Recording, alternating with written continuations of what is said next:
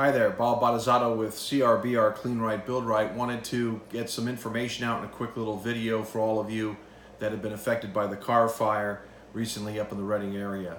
Wanted to share some of our past experiences and what we've seen in fires in the past and what folks have gone through to give you some idea of some things you should be aware of. First and foremost, wanted to remind everybody again that I know that this is a very emotional situation for everyone.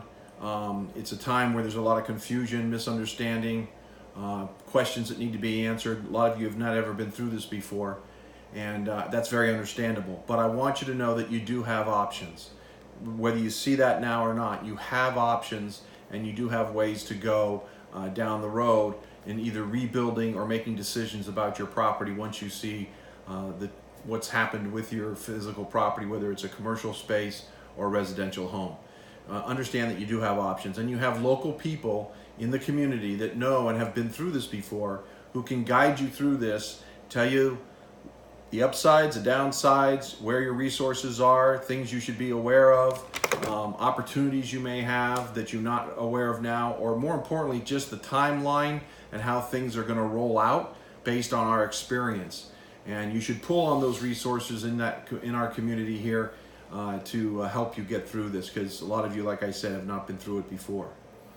A couple of aspects right at the beginning here is the law enforcement and fire have a job to do, and we all know that, and they've done a phenomenal job as I speak right now and are continuing to do.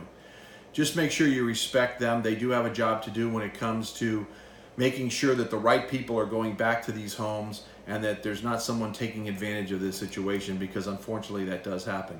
So ID, your personal ID or proof that you do exist or have a driver's license that shows your property address or such, they will probably request that once you go back or the area has been released for you to go back to your home or your physical location. So be prepared that you need to have some form of ID identification to show the authorities that you are who you are, that you should be there back in that home. That's number one. A lot of people don't think about that. The second part I want to share with everybody is there's various steps that will have to take place. Even though you may be able to go back to your home and have the resources to move quickly, there will be steps that FEMA, some of the federal authorities, city, county authorities will have to take in when they do the debris removal of the physical property, especially if your whole neighborhood has been affected. They will want to monitor and make sure that the debris is cleaned up correctly, accordingly, non-infectious to the environment, and that will take some time. So just be patient and know that. I do know that FEMA is considering, I believe, being set up down at the city hall in Reading, and they will have federal and county authorities there to talk to people who may need that type of debris removal. Although there are local companies that can do it, they will come in and also lend their expertise to doing it, being able to not only clear the land but also test the land accordingly and make sure it's ready to be rebuilt according to specifications. So that's an aspect that will have to take place and takes time to do, but be aware that that's out there.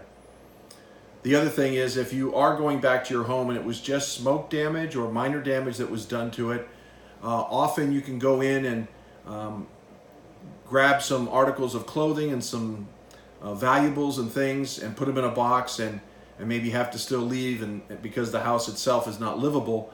But if you do that, I know that we have some resources that we can tap into to get those articles of clothing cleaned for you quickly. So at least you have some clothing to operate over the next couple of months and such. So if you need to do that, let us know. We can help you in that arena as well.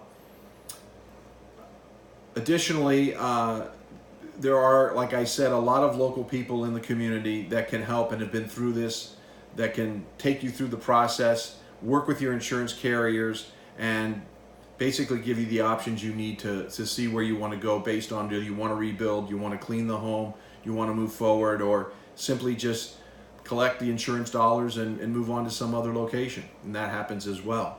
I do know that all the carriers are established up at Shasta College. If you haven't been up there to see them and connect, they can pull your policy. They can give you great information. They can lend you some support, sometimes some financial support, but they can go through your policy and show you exactly how you're going to be able to rebuild the home or what you're covered for.